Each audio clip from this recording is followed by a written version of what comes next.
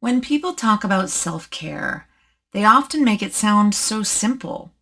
Take a bath, watch a movie, take a day off, relax. But for a lot of trauma survivors, relaxation isn't really relaxing at all. In fact, it can feel deeply uncomfortable and sometimes even unsafe.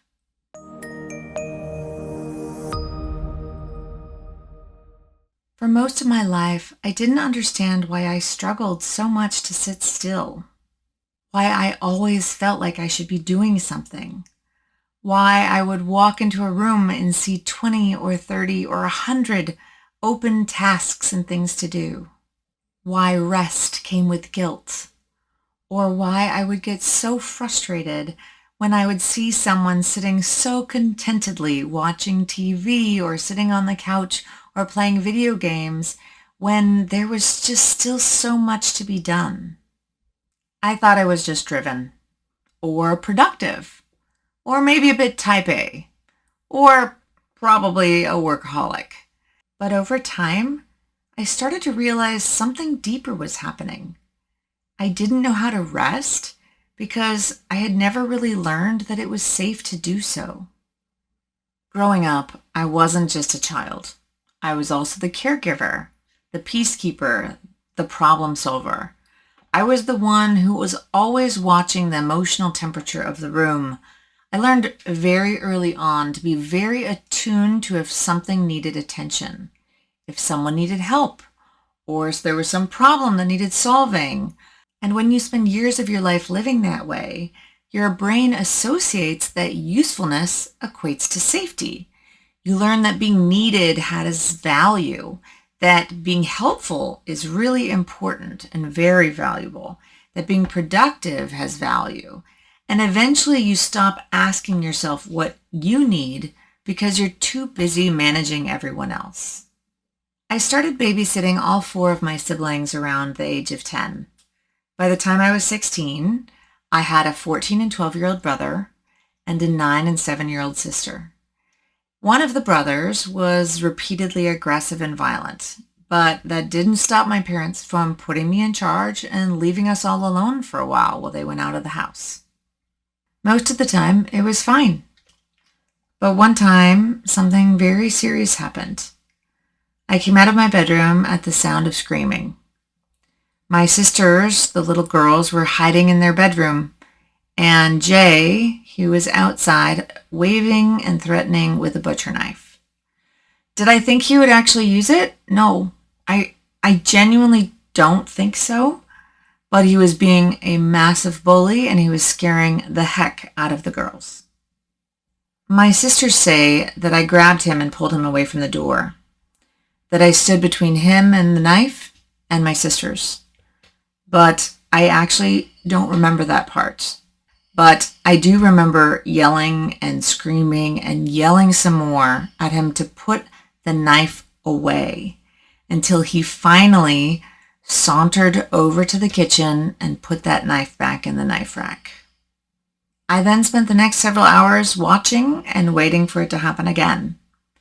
When my parents finally got home, I told them what happened and they called the police. I stood in the kitchen in my pajamas and I gave them my story of what occurred. The police had been here dozens of times before. Some for my father for his manic episodes and others for my brother's violence. The police knew us. They recognized us. And they stood in the kitchen and we all discussed whether this was Jay's last chance or if he was going to be taken away for good. They decided that he'd get one more chance, but that this would be added to his file. It wasn't until a couple months later that he got mad and threw his desktop computer at my grandmother. And that is when he'd be taken to juvie and he would never live at home with us again. That was, I'm pretty sure, was on his 15th birthday. But I remember watching as he walked into the room.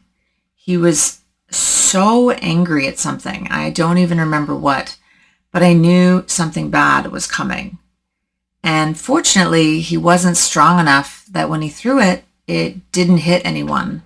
It just plopped on the floor with a crash. And the police were called. And then there was the house.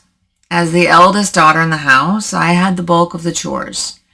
Every day I was responsible to clean the kitchen and the living room and the family room.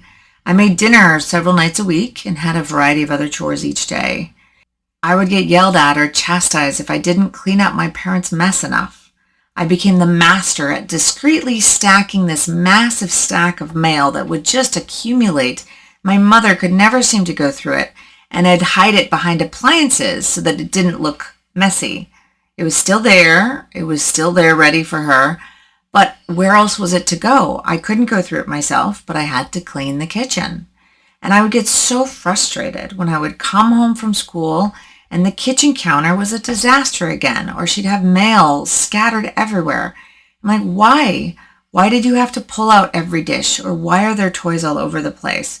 These aren't even my kids or my mail or my mess. But if I didn't keep that space clean, I was the one in trouble because my name was the one on that chore, on that giant chore list. And that's the thing. It wasn't that I even had something to do in all of these situations. Some of it's entirely out of my control. But I had to be vigilant in all situations. I had to be ready to step in, whether it was to protect or to clean up a mess or to respond or to provide support. Even now, every time I walk through my house, I build a mental checklist. Over here, we have the dishes that need to be done, and over here, the laundry needs to be folded, and the chickens need attention, and the garden needs work, the floor needs vacuuming, there's dog hair everywhere. This project isn't done, it needs to be finished. The electrician needs to come tomorrow and fix that socket, whatever that is. And before I've even sat down at the end of a long day, I've already created a dozen jobs for myself. The problem is that when your brain operates this way, rest feels irresponsible. Because when you're sitting, everything else is sitting too, just waiting to get done, this whole giant list. And sometimes it feels like you have to earn that rest by completing that list first. The challenge, of course, is that everything is never finished. There's always another project. You're going to make more dishes tomorrow. The dogs need to be fed every day. They shed every day, whether you like it or not. There's always another responsibility. There's always something else to do. And that finish line keeps moving. But the reality is that the person moving that finish line is me. My parents, they're not assigning chores anymore. I've been on my own for 20 years. Nobody's standing over my shoulder telling me that my house isn't clean enough, though it definitely is not clean enough. Nobody is demanding that I volunteer for one more thing, or I work those extra 2 hours late into the night, and yet somehow that expectation has followed me into adulthood. Somewhere along the way, they just became the expectations that I have for myself. I internalized them so completely that I forgot they weren't mine to begin with. I finish one project and I immediately jump to the next. I often struggle to even stop long enough to appreciate or acknowledge that I did something and I did it well. And maybe I should sit for a minute and appreciate the fact that I worked so hard and I accomplished something. But instead, my brain immediately starts asking, okay, what's next? The part that I know my husband and friends don't always fully understand is that rest feels very uncomfortable, even when I know there isn't something urgent happening. I could have free time with nothing pressing or no emergencies and no deadlines, and yet I still feel restless, almost anxious even. Because when you've spent years in survival mode, calm doesn't always feel comfortable. It feels very unfamiliar. And unfamiliar often feels very unsafe. So sometimes when the chaos disappears, your nervous system doesn't know what to do with itself. So it looks for something to keep it occupied. My nervous system has been running full speed ahead for so long that slowing down feels wrong, like I'm forgetting something important. Plus, on top of that, with my wonky chemo brain, sometimes I am forgetting something important, which just stresses me out even more. And so sitting and resting often feels like I'm letting my guard down or like I'm missing something.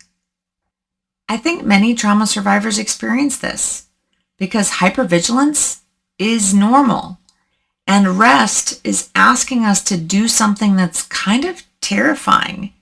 It's telling us to stop scanning, to stop preparing, to stop fixing things, and to simply exist.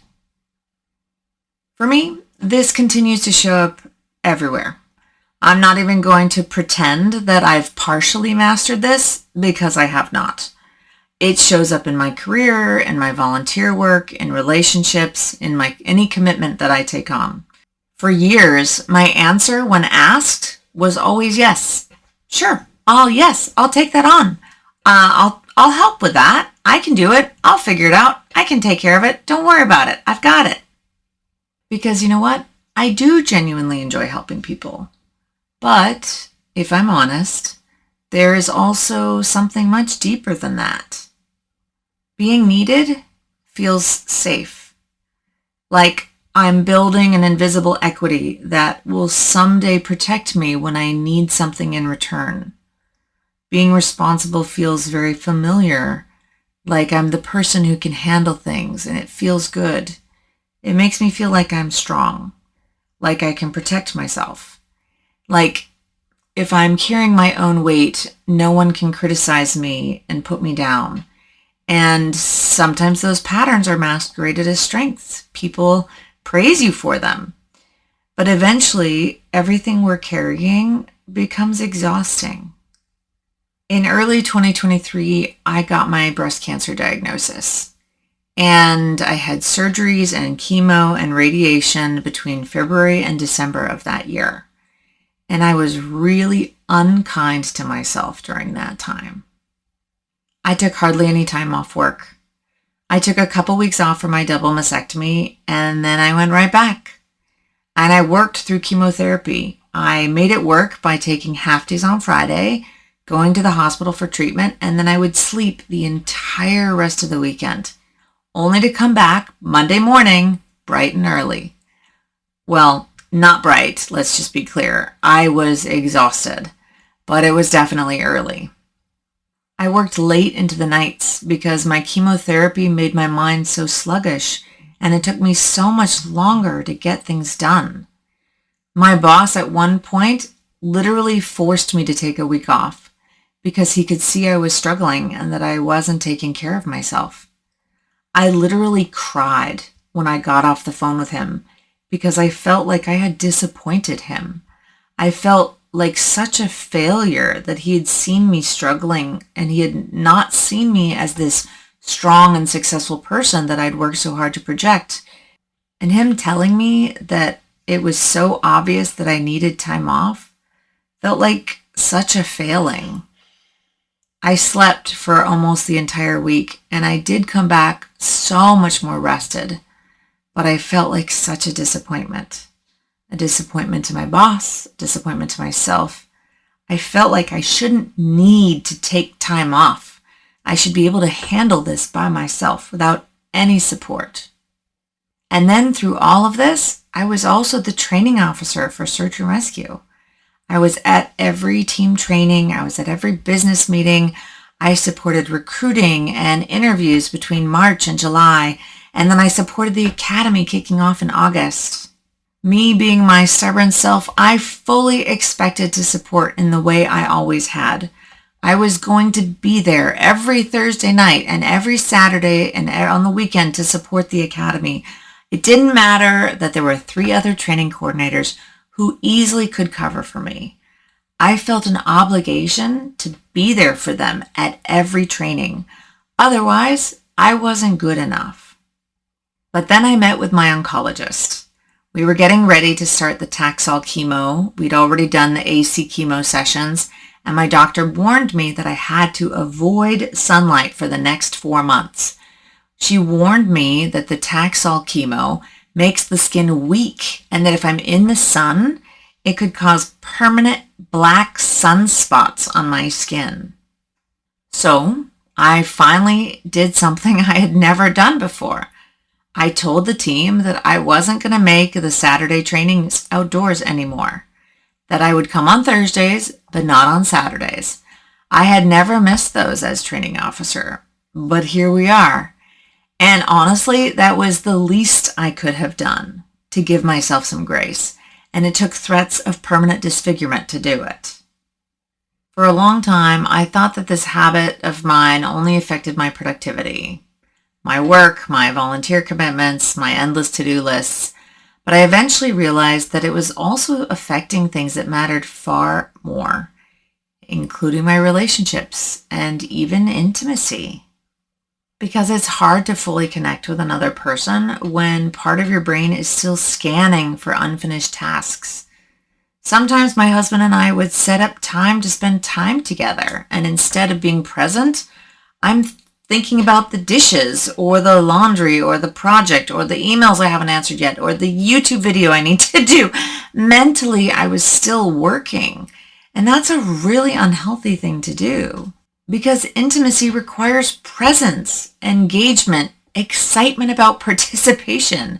It requires vulnerability, and it requires us to stop performing or simply existing with another human being, which is surprisingly difficult when you've spent your entire life believing that your value only matters based on what you've accomplished. I don't think my struggles with rest has only stolen moments of relaxation from me.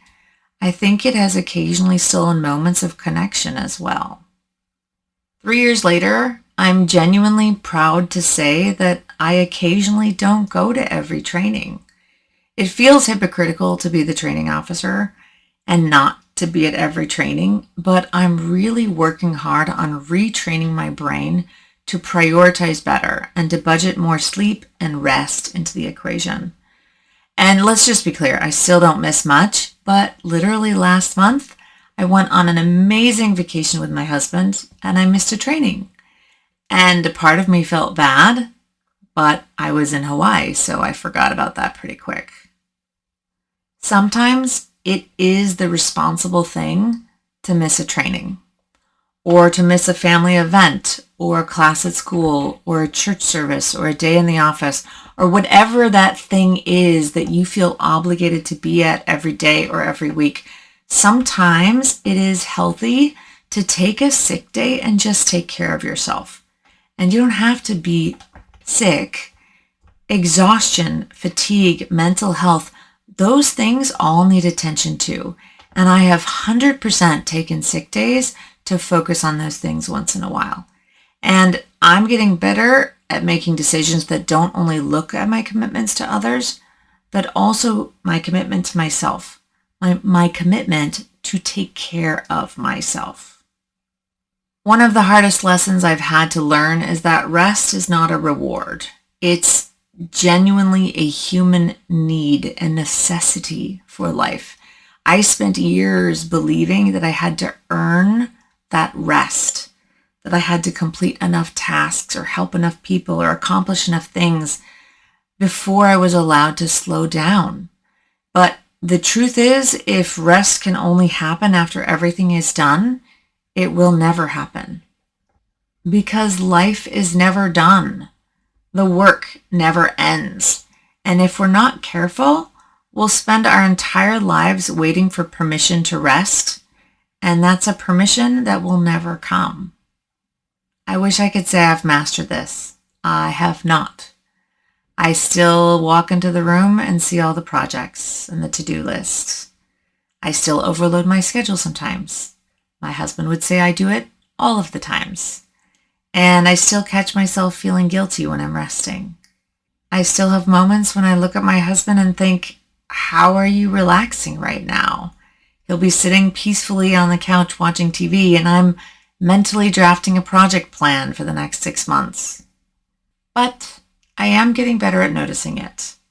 I'm better at not projecting the issue onto others. I'm a little better at asking myself whether something truly needs to get done today. I'm a little better at recognizing when my nervous system is operating from old survival strategies. And I'm a little better at understanding that my worth is not determined by how much I accomplish. If you've ever struggled to rest, or if you've ever felt guilty sitting still, or if you've ever felt like you needed to earn the right to rest, you're not alone. Sometimes those feelings aren't about laziness, and they're not about motivation or work ethic. Sometimes they're just old survival skills that followed us into adulthood. They are skills that once protected us, but may no longer be serving us.